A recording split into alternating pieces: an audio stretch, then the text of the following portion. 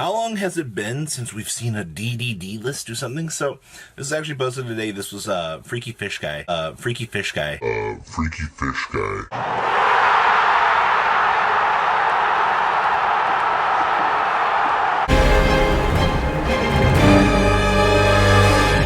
Hi guys, Freaky Fish Guy here with another video for you today. Sorry about the late upload. Very simply, my voice has been kind of bad and I'm still recovering now, as you're going to hear. My Wi-Fi is also terrible at the moment, so I can't really upload or play games online, which kind of sucks.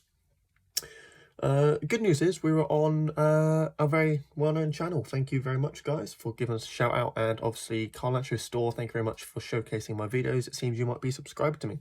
Anyway, guys, in front of us we have Gren Maju, a deck that I love to pieces. This is probably my favourite deck that I've ever played competitively. It's also the deck I've actually done the best with, not ironically. I got X3 Bubble at YCS London, I got Length at 1 Regionals, and that's pretty much it. The thing is, though, I've only actually played this deck at 2 events, and those were the 2 events, so I should actually probably play this deck a lot more at events. I've been playing this online quite a lot recently. Before Virtual World came out, I haven't really tested it that much versus Virtual World, so that'd be my next step.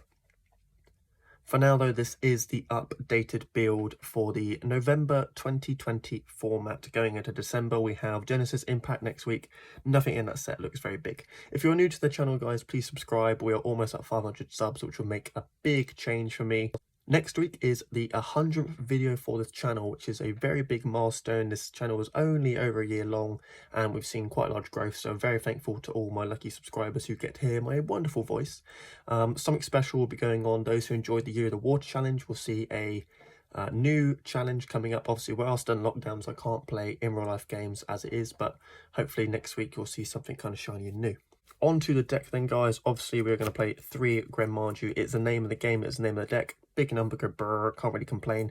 Most Gren Maju decks try and revolve around either Gren Maju or a stun build, which I don't think works. This original build we saw play about last year, with the whole Golden Castle and Danger variant added in, which has basically been my favourite version since. Then we have got 3 Gizmek Orochi, a level 8 really key part and a staple in any Gren Maju deck.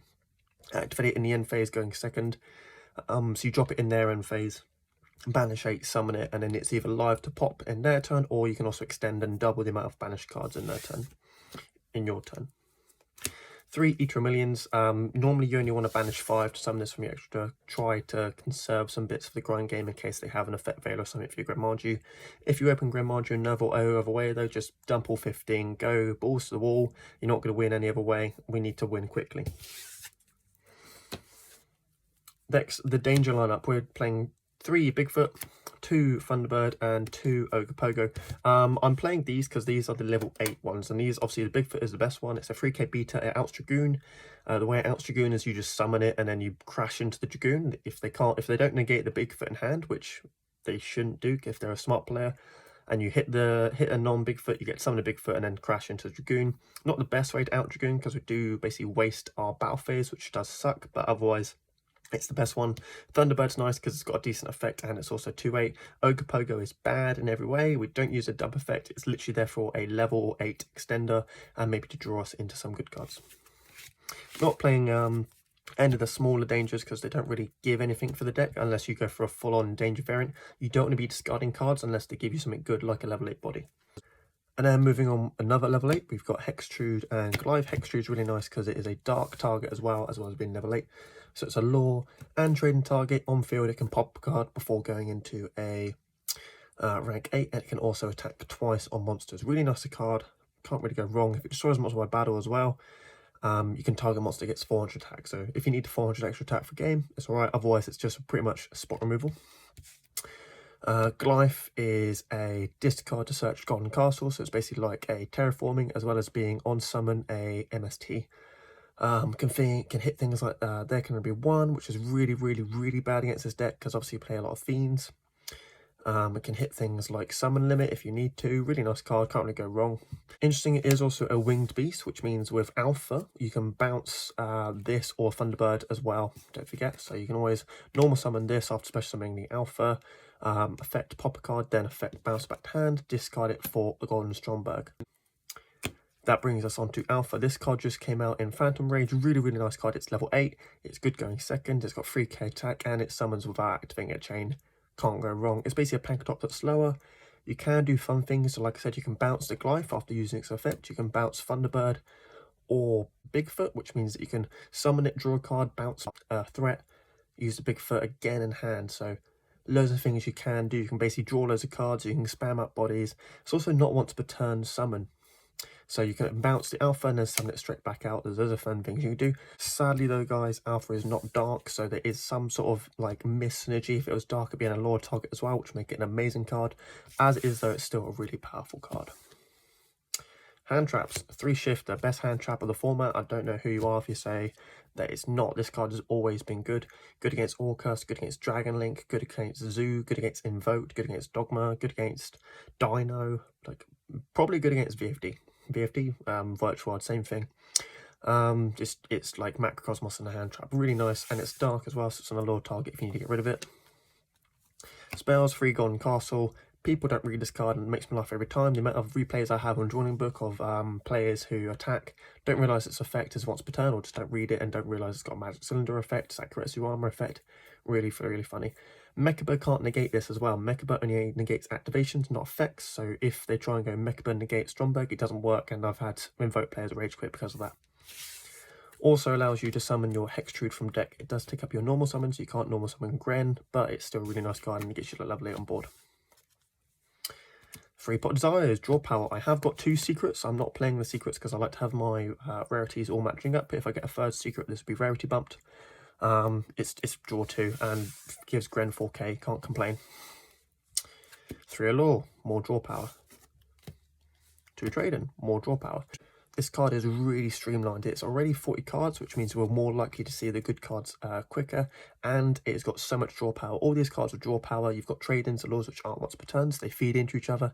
You've got the pot desires to get you a +1, and you've got all the dangers, which basically an upstart goblin each. Can't complain with them. You just draw into those cards. You draw into Gren really quickly, draw into Gizmek, draw into your Golden Castle engine. This is why Dangers is better than Stun, in my opinion. You're more likely to draw into the cards that win you the game, rather than waiting to outstun your opponent. Last 3 cards, free in perm. This could be anything you want. I have thought about swapping this out for Gamma. Now that like VFD is a big thing in the format, in perm I still like because it hits those more rogue decks and rogue options, and it's a nice card as well. Going first, you can use this, you can set it, and you can go off that way. This deck does aim to go blind second, but you can still win going first. On to the extra deck, guys. We're playing 1 Link Spider. This is here for Nibiru. If you need like an effect monster, you can use the Nib token into this, into something like an Appaloosa later on. There's loads of fun things you can do. Otherwise, this is also useful if you're playing the Dragoon engine, something I was testing early on. You can obviously do this into Vertinaconda. 1 IP, 1 Nightmare Phoenix, 1 Unicorn, just a bit of the IP package. This into Unicorn's really nice as a disruption. IP as well into Appaloosa. If you're going first, you basically make this. If you don't kill them, you make this. It's really simple. Dresbania, it's really nice against like Eldritch. Just banish a whole back row. They cry. You can't really go wrong with that. Banishing back row is always a really important mechanic. Appaloosa, I rarely make this. This is things like protection against Nibiru. If I'm going like everything in, if I know I haven't killed them and they're playing a monster heavy deck, so playing like Danger Dark World or something interesting in like Dragon Link, like kind of rogue. Dragon Link rogue, you know what I mean. Some kind of rogue or Dragon Link, you can make an Appaloosa, basically set up 4 negates. Boros, it's Gren Maju on Link 4 body, can't really complain about that. 1 Boros Dragon, don't have an access code talker, this works just as well in my opinion. 2 Dingirsu. We're playing 2 now. Originally this was a Ningirsu. I'm playing 2 Ding now, just because it's more accessible, and also with things like Etermillions, Gizmek, you can banish a lot of cards from extra deck. I always want to have one of these spare. It outs Dragoon, it outs basically any problem card. It can also stop things like Salomon Great Roar, Rage. It can stop a lot of things from popping my boys. It's a really nice card. It also stops the new Virtual World trap that pops a card. Sanafond is Abyss Dweller, but a level 8. Can't really go wrong with that. It does turn off your own Gizmek, which is a bit of a problem. Otherwise, it's alright. We're playing a Felgrand. A lot of decks are coming up where they have a lot of like important playmakers on the board. Obviously, PK with things like the Bardishas back. There's quite a big, large choke points of monsters on the board. We're testing the Failground. It's come up quite good so far against PK. They make you go first, you make this, and then you just basically snipe whatever the link summons are. One Draglubion. This is there to summon out either a Hope Harbinger or a number 100 Numeron Dragon. Basically, you make this and it summons one of these for free with the other one on top. You would never make this because you could just go Draglubion into it. And it's the same thing. It doesn't need to detach to negate, so the one less material doesn't really matter. This also can't be targeted, so if you're playing against someone like Striker, you make this on board and then they quite struggle to out it otherwise. Going first, your standard players are either IP plus like a Gizmek, or you can do like this into this in defense, obviously, and then basically wall up with a spell negate and a monster that can't be targeted. This plus the field spell is actually quite a good first turn board. Side deck. 3 Denko is really good going second card. It does take up your normal summon, so it is a bit of give and take where you can't normal summon the Gren anymore, but otherwise it's a really nice card. Stops down so many back row decks. 3 Lava Golem. Again, it takes up your normal summon, but we can win without the normal summon with the dangers, with the level 8 package, things like that. Numeron Dragon is an OTK on its own against a monster with 1000 or less attack. Lava Golem's really good against Dragon Link.